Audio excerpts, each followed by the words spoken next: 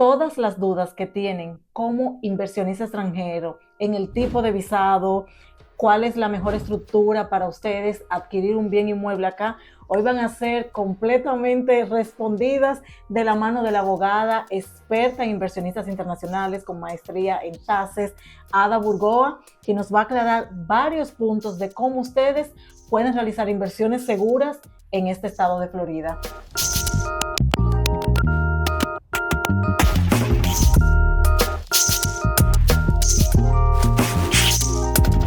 Vamos a hablar, Ada, de esos visados que llevan a ese inversionista internacional a la residencia y los que no.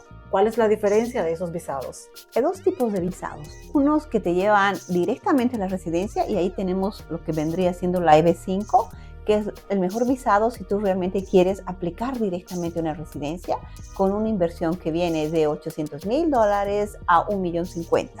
Este visado te permite hacer inversión directa en los Estados Unidos o apalancarte en un proyecto, ya sea inmobiliario, que esté aprobado por un centro regional, es decir, que sea aprobado por inmigraciones.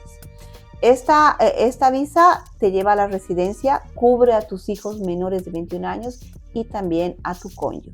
Tu cónyuge va a poder trabajar durante la residencia, primero condicional, que hay que tenerla por 2 años, y después de 2 años remover las condiciones y vienes a tener una green card permanente. Esa es una forma. La otra es la visa L. La visa L es un visado que viene siendo para inversionistas con un capital que pueden ir entre unos 100,000 a más de dólares, pero que tengan que tener un negocio operacional. Primero, un negocio operacional en su país de origen.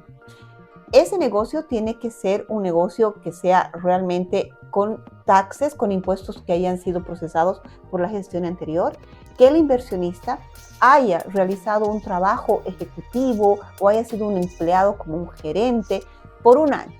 1 año dentro de los 3 años anteriores de solicitar la visa. Después, este inversionista está listo para abrir un negocio en los Estados Unidos y ese negocio puede ser en cualquier industria, no la misma que haya hecho en su país de origen, cualquiera. Aplicar esos $100,000 o 150 o 200, depende del tipo de negocio que va a realizar en los Estados Unidos, en desarrollar su plan de negocios. Abrir una compañía que sea contratar un empleado. Ese empleado tiene que tener un cargo ejecutivo, tiene que tener una licenciatura en su país o en cualquier otro país y desarrollar su plan de negocios. Esta visa L te la van a dar por 1 año si es un negocio nuevo. Si compra un negocio existente, te la pueden dar hasta 2 o 3 años. Y después, para la renovación, se puede realmente ir a lo que es la residencia permanente. Esta visa con menos dinero que la EB5, pero con el requisito de tener un negocio operativo en Estados Unidos, también te llevará a la residencia. Tu esposa o tu cónyuge y tus hijos menores de 21 años están cubiertos. Esas son las 2 visas de la residencia, diríamos, claras. Recientemente salió una que es la Golden Visa, que también es otra opción, que pagando una donación a los Estados Unidos que va de $1,000,000 o $5,000,000, ahí está en la disyuntiva, puedes tener la tarjeta, el Green Card permanente. Antes de entrar a la Golden Visa, déjame ver si entendí esta parte. Podemos decir entonces que la diferencia entre la visa EB5 y la visa L es que con la EB5, utilizando un apalancamiento con una propiedad, pues esta persona no tiene que crear el negocio, generar la fuente de empleo y todos los requisitos que conlleva la EB5. Con la visa L sí tiene que crear una empresa o una compañía acá. Exactamente. Con la EB5 tienes 2 opciones. Una, de que tú creas 10 empleos, 10 fuentes laborales y tú haces tu inversión directa, o mucho más fácil, mucho más razonable para un inversor, directamente apalancarte en un proyecto de desarrollo inmobiliario existente. Y existen muy buenos. Cuanto más riesgo tenga el proyecto, va a ser menos la inversión. Estamos hablando de 800,000. Cuando es 800,000, tienen que tener en cuenta el empresario que se va a meter a un proyecto en un área rural o en un área de alto desempleo. Y esto es una inversión. Una inversión que es a riesgo razonable, como siempre lo digo, pero a riesgo. Para mí, que si vas a ponerle a un green card, es mejor seleccionar un proyecto de $1,050,000, que te va a dar la paz mental de que va a ser un proyecto en cualquier zona, pero no de alto desempleo ni en una zona rural. Es decir, que va a ser tu retorno más rápido, más renovado. Entonces, ese 1.050.000 se recupera, o sea, el inversionista recupera ese monto o sea, en su totalidad. En su totalidad. Hay dos opciones, dependiendo de los proyectos. Hay proyectos que, por ejemplo, y no vamos a hacer ninguna alusión a ningunos proyectos, pero hay proyectos que, digamos, te dan la opción de comprar un bien inmueble y que después del periodo de que se cumplan las condiciones del visado y de que tengas la residencia permanente, puedas recuperar tu dinero o comprar esa propiedad inmueble, depende. Y hay proyectos que también te ofrecen una tasa de interés, pero básica. Verificar qué proyecto es rentable, pero que sea rentable, razonable, porque no se está buscando un interés. El inversor lo que está queriendo es un proyecto que sea bien consolidado, aprobado por inmigraciones, que el inversionista sepa que su dinero está seguro y que va a recibirlo el dinero o va a comprar una propiedad al final del camino. Entonces, basado en eso, acá convendría buscar un proyecto que no esté en una etapa inicial, dígase en planos de preventa, sino que ya esté muy avanzado, casi a la entrega, porque entonces significa que va a durar menos tiempo ese dinero en ese fondo. Sí, por una razón. Tampoco no muy completo, porque si no, estamos en el problema de que se cumplió el proyecto y todavía está él con residencia condicional. ¿Y entonces qué? Entonces tiene que buscarse otro proyecto, se tiene que hacer una reorganización a la estructura. Un proyecto que sea sólido, que esté aprobado, que no esté en la nube, en planos, sino que ya veamos que también el desarrollador tenga capital propio y no solamente esté confiando que su proyecto va a ser fundado con EB5, ¿no? Entonces ahora entrando a la Golden Visa, este nuevo programa, no sé cómo llamarlo, que ha creado Donald Trump.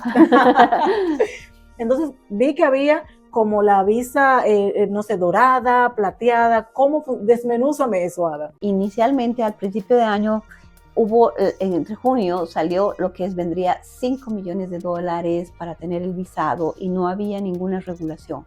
Hoy en día está esto más claro y hay una diferencia. Tenemos la posibilidad de poner $1 millón, pero es de donación, que vendría siendo el Golden Visa, que tú pones ese dinero y ese dinero te va a permitir dar la residencia. Si lo pones a través de una estructura o de un trust, de una compañía, va a ser $2 millones. Este es un regalo, esta es una donación que hace un inversionista extranjero por recibir su residencia al gobierno americano. Importante es entonces aquí aclarar bien directo en este punto que, por ejemplo, con la EB5, este inversionista recupera la inversión, ese 1.050.000, tomándolo en este ejemplo. Pero con la Golden mira, gobierno de Estados Unidos, Trump, como le queramos llamar, toma este 1 millón para que tú me des la residencia a mí, literal. Exacto, entonces con estos parámetros altos de dinero, seguimos pensando que el EB5 es la mejor solución. O porque vas a tener tu propiedad, o vas a recibir el dinero de vuelta y vas a tener el mismo enfoque. La única diferencia es de pronto que, y todavía no es regulación, o sea, esto está muy reciente, cómo va a administrarse, pero te dice residencia aplicación rápida. O sea, no sabemos si va a ser premium o qué, pero está eso para ver para cómo va. Pero yo no le veo mucho la diferencia entre la EB5, que es en monto y en el efecto. No le veo mucha diferencia. El monto prácticamente es el mismo. Es el mismo. 1 millón, 1.050.000, solo que si usted pues amaneció y quiere donar 1 millón al gobierno de los Estados Unidos, pues bueno. ¿Y esta Golden Visa aplica también es igual para cónyuge e hijos o solo para la persona? La regulación no está clara, pero yo creo que sí, va a ser con los mismos efectos. Está esto muy reciente, salió la orden ejecutiva y lo que estamos esperando es que se venga mayor regulación, que ya creo que viene este mes, ¿no? Que creo que viene este mes. Sin embargo, asumo que va a tener los mismos efectos, ¿no? Ahora hablando de la visa E, la visa, esa categoría E, ¿también te lleva a una residencia? No, ahora vamos a hablar de lo que vienen siendo las visas que no te llevan a ninguna categoría.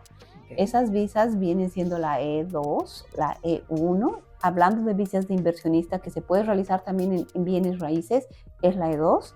Ahí lo que se te requiere es un tratado, que exista un tratado, que la persona, el inversor, tenga una ciudadanía de un tratado existente. Muchos de los países califican. Bolivia, que sé que tienes mucha audiencia boliviana, no, está muy limitada, pero por ejemplo Colombia, Chile sí califica. Esta visa te permite desarrollar cualquier tipo de negocio en Estados Unidos, un negocio que diríamos sea real, operativo y que tu inversión sea sustancial, es decir, que tú seas 50, 51% más de inversión y que asegures que ese negocio no solamente va a ser para cubrir el salario del inversionista, es decir, que exista una ganancia, que sea un negocio que realmente tenga un efecto de desarrollar la economía en los Estados Unidos, no una ganancia marginal. Puedes renovarla cada 2 años o como México, que su tratado tiene 4 años, irla renovando y mientras esté la inversión va.